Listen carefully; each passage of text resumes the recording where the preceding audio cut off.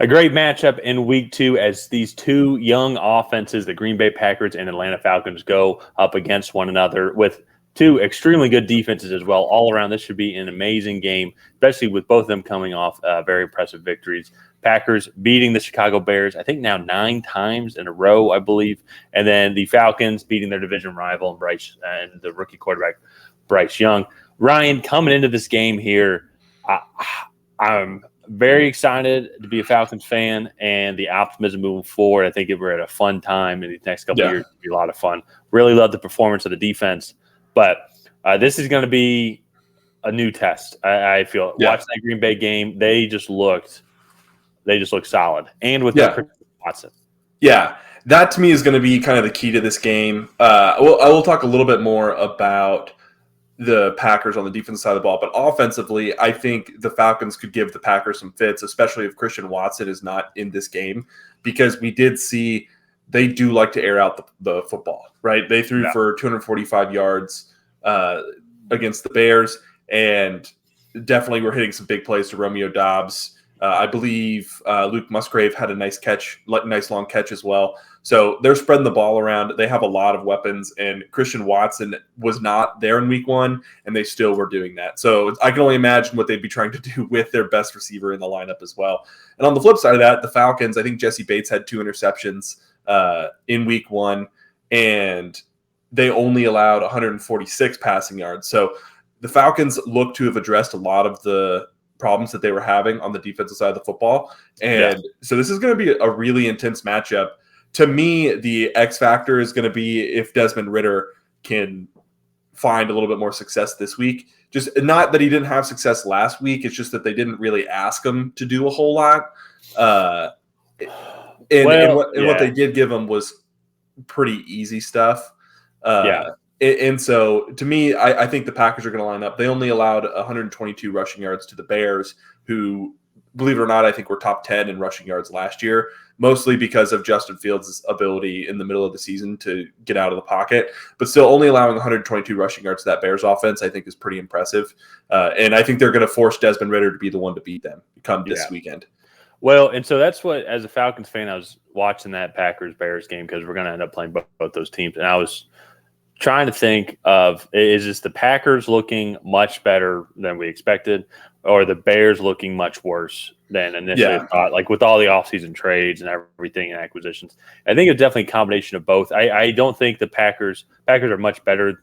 Like, there were a lot of questions around the Packers' capability because we all knew they had the talent, but could they put it together in week 1? And they did. And then at the same time, I think there was so much hype around the Bears that I think the Bears are not as good of a team still. They're better, but I still don't think they're as good of a team. Mm-hmm. And I agree with everything that you said, or a lot of what you said about what the Packers are going to do. That's going to give Falcons fits. It's a much better offense that they're going to be going up against. I would say defensively, they're actually pretty comparable. Brian Burns and the Panthers gave us fits the entire time. Panthers have a great secondary, and so I think it's going to be pretty comparable defensive wise, even though the Packers have a good defense. But once again, though, that's where I was more saying how it matched up with the offense rather than like comparing the defenses together. If that makes sense. I understand what you mean. I'm curious though. Is this an example though? Because is that Bears offense completely overhyped? Also, still developing that offensive line. They have DJ Moore and not really anybody else. I mean, they have Cole Kmet. Darnell Mooney was active as well, and then I think Chase Claypool was also. I mean, they have a above average wide receiver room. As I said, they have DJ Moore and not really too much else. Okay. So, no, but they really. I mean, they did hold DJ Moore to 2 catches, and DJ Moore, the past couple of years, has been considered one of the top receivers in the league. He just hadn't been on a good team, so to hold him as of right now, is to just 2 catches is an amazing feat. But that's where I think the difference where the Falcons are going to provide troubles is they play. They're the Bears on like level 5. Bears are level 1. Falcons want to run the ball, and the offensive line is just going to just keep mauling you. And they were definitely started to get that in the second half, where they were just 3-4 yards at a time, getting the ball into Bijan's hand, getting the ball into Tyler Allgeier's hand. There was, I think the X factor, and I agree with you, is I think they're going to have to make Desmond Ridder beat them. And that's my concern, and that's where the development is going to have to come from. Yeah. It's going to be Desmond Ridder and in the passing game. I liked it's like they built up to that final play where that deep ball to Kyle Pitts, who did a great job going after the ball. Even a pass interference was called on that play, but he was still able to corral it and help out everybody with the stats. But they're going to need to be more of that. It's going to be like a lot of play action, a lot of deep ball passes. Going to have to get Drake London involved a lot more. But he's going to be going up against Jair Alexander. They're just, it is a good Packers defense. I would say it's comparable to what they went against. This offense is going to be much more formidable. Yeah. But at the same time, though, I think this offense went up against a much weaker Bears defense. So I'm curious. To see the Packers do it again. Essentially, what I'm trying to say. Yeah, so. And the Packers defense, I think, was able to take advantage of maybe a slightly more inexperienced Bears quarterback. And we'll kind of get into the predictions now, but I do foresee that happening. Especially, I do think that the Packers are going to be able to pretty much, I don't say stuff the run completely, but isolate it to where they're going to put Desmond Ridder in situations that he is going to have to throw the ball. And I think they'll take advantage then. And I think the Packers probably come out victorious in this one. You think the Packers going to come out victorious? Yeah, especially if Christian Watson plays.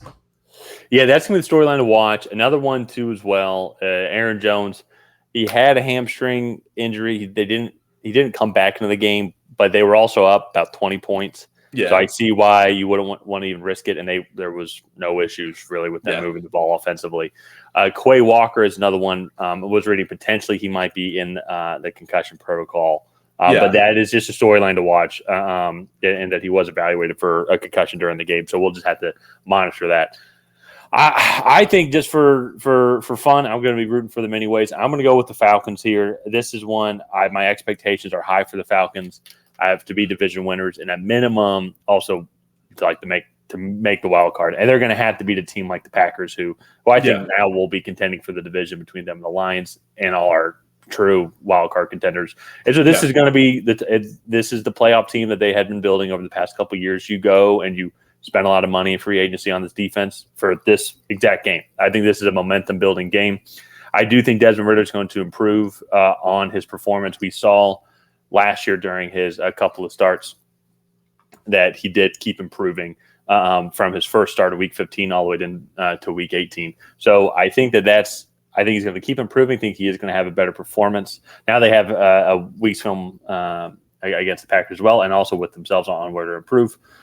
And then I think at the same time, I know that defensive front with Green Bay is probably just as good as the Panthers.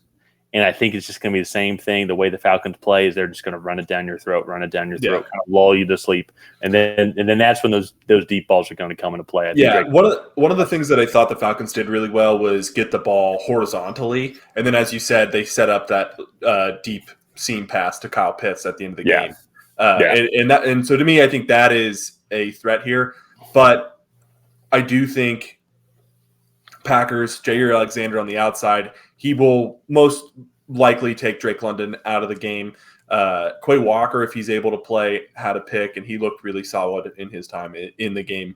And they were able to get after Justin Fields pretty well as well. So I'm going to stick with the Packers. I'm going to say it's going to be a 27-21 game. I think that's probably the prediction I'm going to go with. But yeah, do you have a score prediction? I'll say I think Falcons going to be in a lot of low-scoring games this year, just with the way. I mean, they have no problem taking 10 minutes off the clock. I'm going to say it's going to be 21-17. 21-17? Okay. Yeah. All right. Well, I think that's going to wrap up this video here. If you guys have not already, please go ahead and like and subscribe. Leave a comment down below on who you think is going to win this matchup, the Green Bay Packers or the Atlanta Falcons. Let us know down below. And on that, we will see you guys next time.